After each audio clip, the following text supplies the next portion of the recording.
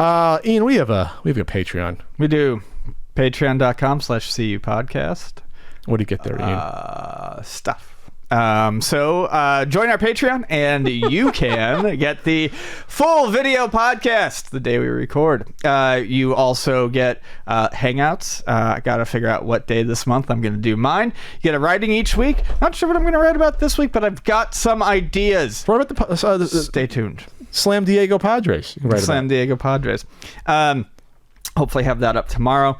And then we do this Q&A. We do. We'll put up some poll topics, and you vote on the topic. You can take a look at our poll, see if it's to your liking, see if it's strong enough. All right. In third place, what video games would you make a novelization of, and why? 13% only. Second place, besides Super Mario 35, what retro games could make good battle royale games? 21%. I thought that would win. I was surprised that didn't win. In first place, a runaway 65%. What are your top video game soundtracks, Ian? I have a handful of soundtracks, video game-wise, that I really, really enjoy. And oddly, none of them are RPG soundtracks. I do like RPG soundtracks. There are some that I can think of that I'm big on. Final Fantasy VII's soundtrack, for one, is one that I really, really enjoy, even though it's not, my favorite Final Fantasy by any means. It's a very good soundtrack. But I think the soundtracks that I actually go back to the most, that I actually listen to, that I will pull up, they're all Sega soundtracks, which I didn't realize until I started compiling the list. Obviously I knew that these are all Sega games, but I just hadn't made the connection that all of my favorite soundtracks are to Sega games. Are you talking actual soundtracks or scores? The OST, the original soundtrack. Okay, I want to make a distinction between, is this a composed score for a game, or is this like a GTA 3 style soundtrack? No, it's a composed score, but they still call them soundtracks. Okay, I want to make sure, because I don't know what this guy meant at first. I think that's what he means. Okay. So the ones that I like the most, first and foremost, the Streets of Rage soundtracks are fantastic all the way through. I love those. Yuzo Koshiro did the first one. I believe he did the second one as well. And then the third one was done. It was Motohiro Kawashima and Yuzo Koshiro as well. And they're really great soundtracks. They make use of that FM synthesis chip in the Genesis very, very well. And musically, they kind of span all sorts of stuff. They can get a little bit heavier, especially like in the Streets of 3 soundtrack with some like synthesized guitar, but they cover all sorts of genres of music. They sound like house, they sound like electronic, they get, breakbeat styles and influences in there. They're very, very well written, and they've got lots of it's hard to explain it, but they have like a certain bit of club appeal. There's a lot of I don't know. They sort of bouncy, a lot of bass. They just jam. Yeah, they're great. And then the Outrun soundtrack by Hiroshi Kawaguchi is one of my favorites as well. Oh, boy, Outrun. Love that soundtrack. It's only like a handful of songs, but it's fantastic. Have that one on vinyl. It's Splash Wave, Magical Sound Shower, Passing Breeze, Last Wave. Those three tracks are burned into my brain, and all three of them are good. And they're all kind of different. And they're all kind of different. They're all different styles. You can just tune it on your radio when you play. And there's not a bad one in the bunch. And then one that I love, that I don't think gets enough credit, is the Super Hang-On soundtrack, which is... I don't recall that one. Katsuhiro Hayashi, Koichi Namiki, and Recruit Zero. I'm guessing that's who... so it looks like that one wasn't done by one person. The Outright a Crisis track on that one is one of my favorite... one of my favorite tracks, video game tracks, period. I love that. I have the Super Hang-On and the Outrun soundtracks on vinyl, and I listen to them somewhat frequently. I don't I have other video game soundtracks, and they're kind of neat. Like I have Castlevania 1 and 2. I don't throw Castlevania 1 on very often. Castlevania has a really good soundtrack. They're great soundtracks. Yeah. But I've got Castlevania 1, Castlevania 2. Those are great soundtracks. Is there a DuckTales vinyl? No, there is not. Ooh. However, I do have a bootleg vinyl that has the Moon theme on it. Just the Moon theme? No, it's a compilation. It's got like Batman Stage 1, the Moon theme. It's got a couple Contra tunes on there. I was going to say, the DuckTales music is good enough for its own album. Oh, it is. It absolutely is. I'd buy it.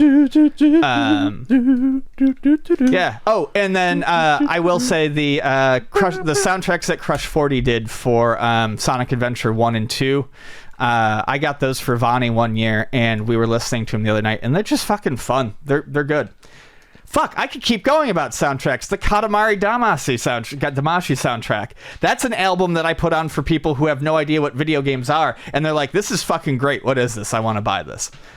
It's just a really, really good album. I'll give Sega credit. I think the Sonic the Hedgehog music's pretty good. It is. It's all there's some fucking there's some wonderful. like gritty themes. There's some livelier like I haven't played through it in a while, but I remember that being like the Genesis with their FM synthesis, whatever they use, the different sound. That there's certain types of music you can do that would only, I guess, the effect of the music on the Genesis is probably better than the equivalent song elsewhere, like versus the Super Nintendo cheaper MIDI sound. It sounds better on the Genesis. Super Nintendo uses wavetable. Yeah.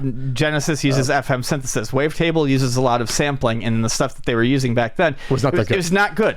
The Super Nintendo, I do often talk shit about the Super Nintendo sound chip, but it was good at RPG stuff because it was softer, more mellow classical stuff. sounds. Classical sounding. You can do like horns better. And while it sounded okay on those, a lot of the reason why I think those soundtracks from those RPGs from that era are so fondly remembered is because there's been plenty of orchestral renditions of them and whatnot, where you get to actually see the music. That's the thing. Where the music shines. But if I want to just listen to a soundtrack bare bones, I will listen to without puffing up or without instrumentation. I will absolutely listen to those Sega soundtracks that I mentioned. They sound good. That was a trade-off. You can't get an orchestral sound really on the Genesis easily. No, there's plenty of stuff on the Genesis that sounds like shit. Like that's, I mean, the Nintendo sound chip doesn't have a good reputation among a lot of people. But when you make it sound good, it fucking sings. But you can't do the ActRaiser soundtrack on the Genesis. You just can't. No, you're not going to. You can't do the flutes and the horns and and they're big horn sounds. Like I'll bring up ActRaiser is fantastic.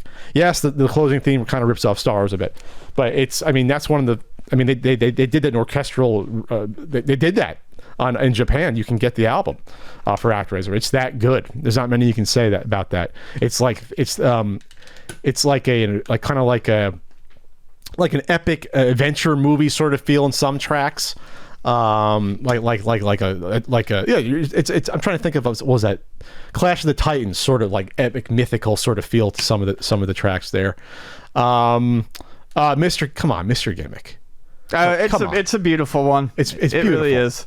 It's beautiful. And we're not even talking using the extra sound channel from the chip. Even without it, it's beautiful. The unused track the unused track from Mr. Gimmick is better than 99% of any video game music you'll ever hear. Like the unused one. And if I was the composer, I'd be like, well, I put a lot of time into that track. That's like better than why didn't you I think it's called like Strange Memories of Death or something the track is called. But that's the one I've used before in my review of Mr. Gimmick at the end when I close it out. When I went through that the first time, I was, you download the soundtrack. I was like, what's this song? And I was like, wow, that's not in the game. Wow, that's an amazing song there. Trying to think of other ones. I always bring up Mr. Gimmick. I always bring up ActRaiser since I love those games. How about even like the GoldenEye soundtrack is really good.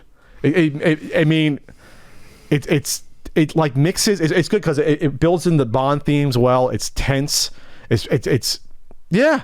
I mean, I'm not the biggest GoldenEye fan in the world, but it's a good soundtrack. The music works well for it. I mean, from what I remember, you're right.